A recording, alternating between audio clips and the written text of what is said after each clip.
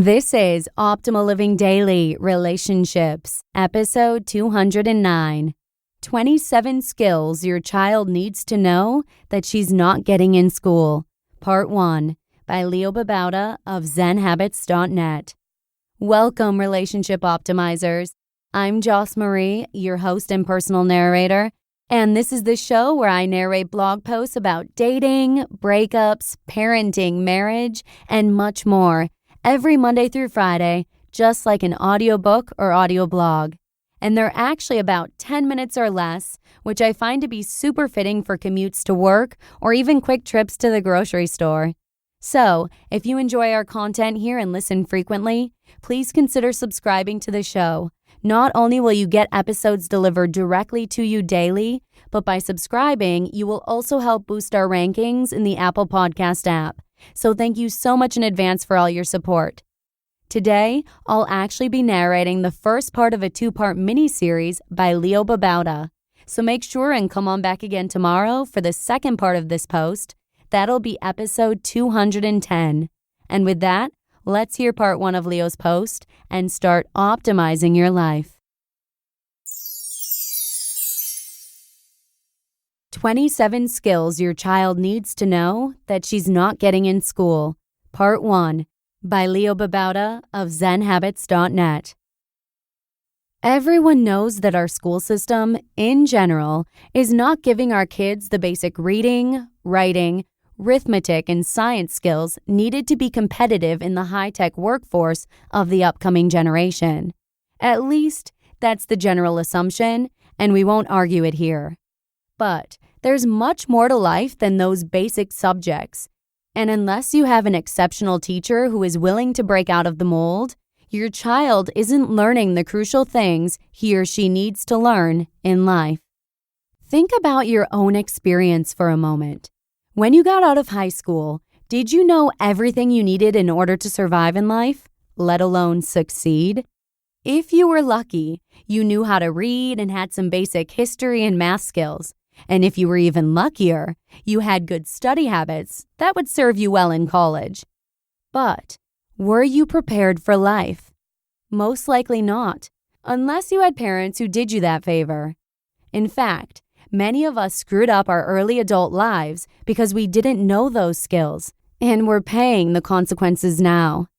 That's a part of life, you might say, learning these lessons.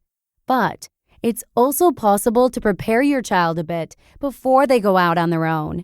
And if we can't get the schools to teach these skills, then let's do it ourselves. The following is a basic curriculum in life that a child should know before reaching adulthood. There will probably be other skills you can add to this list, but at least it's a starting point. A note on how to teach these things. These subjects should not be taught by lectures or textbooks. They can only be taught by setting examples, by conversation, by showing, and by allowing the child, or teenager, to do these things on their own, with supervision at first. Once you've talked about the skill, showed your child how to do it, and let them do it under supervision a few times, give your child the trust to do it on his own, and to learn from his own mistakes. Check back every now and then to talk about what he's learned. Financial. Number 1, saving. Spend less than you earn. It's such a simple maxim, and yet very few young adults understand it or know how to follow it. Teach your child from a young age to put part of money he receives or earns in the bank. Teach him how to set a savings goal and save for it, and then purchase whatever it is he was saving for. Number 2, budgeting. Many of us dread this task as adults and suffer because of it, because we lack the understanding and skills necessary to make budgeting a breeze. Teach them simple budgeting skills and what's involved, and they won't have problems as an adult. You could wait until teenage years to do something like this, but it's a good thing because this shows them why basic math is necessary. Number 3, paying bills. Give them bills to pay and have them pay it on time, online or in the real world. Learn how to write a check, paper and online, and how to make sure that you're never late with bills again. Either pay them immediately or automatically. Number 4, investing. What is investing and why is it necessary? How do you do it and what are different ways of doing it? How do you research an investment? How does it compound over time? This is a good conversation to have with your teen. Number 5, frugality. This is something to teach them from an early age.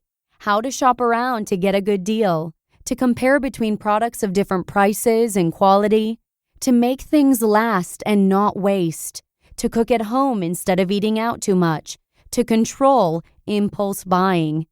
When we go out and do a shopping spree, including before Christmas, we are teaching them just the opposite. Number 6, credit. This is a major problem for many adults. Teach them the responsible use for credit and how to avoid it when it's not necessary, and how to avoid getting into too much debt and how to use a credit card responsibly. Number 7, retirement.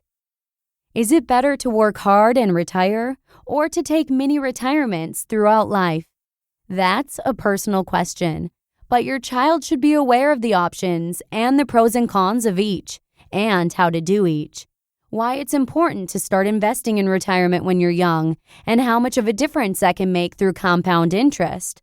How to do it automatically. Number 8, charity.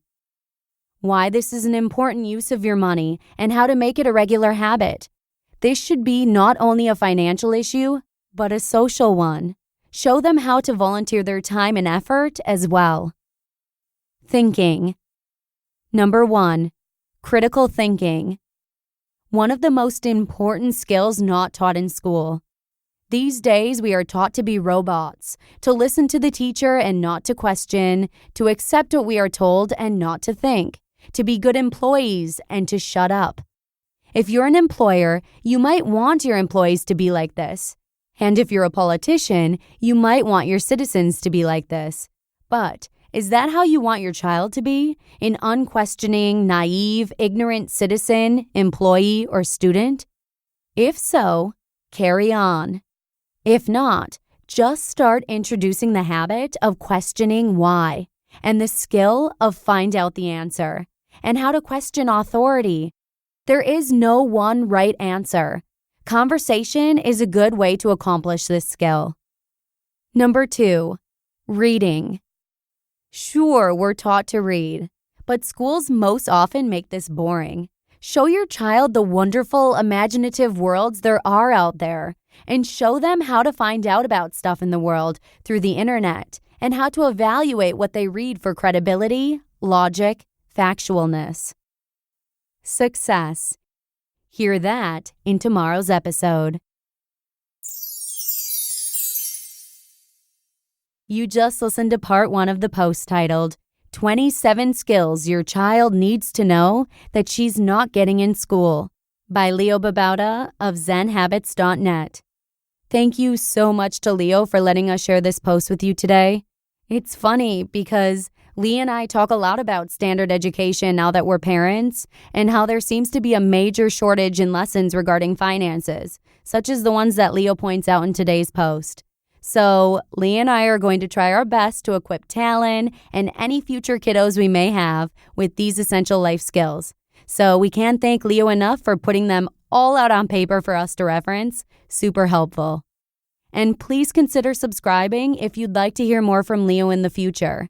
As a subscriber, not only will you get our episodes delivered directly to you daily, but as I mentioned briefly earlier, you will also help boost our rankings in the Apple Podcast app. This means a lot to our team here at Optimal Living Daily, as you are the reason we can continue growing the show. So thank you in advance for subscribing. Have a great rest of your day, and I'll see you again tomorrow for part 2 of Leo's post, where your optimal life awaits. Hello, Life Optimizer. This is Justin Malik, creator and producer of this podcast, but also Optimal Living Daily, the show where I read to you from even more blogs covering finance, productivity, minimalism, personal development, and more from incredible bloggers like Derek Sivers, Zen Habits, Mark and Angel, The Minimalists, and all the ones you hear on this show too. So if you enjoyed today's episode and like taking amazing blogs on the go, come on over to Optimal Living Daily and subscribe to that one too. And together, we'll start optimizing your life. You've been listening to Optimal Living Daily. Be sure to hit the subscribe button to stay up to date on each new episode, and head to oldpodcast.com. That's OLDpodcast.com for a free gift, as well as more actionable tips and resources to help you maximize your potential. Thanks for joining us, and remember, your optimal life awaits.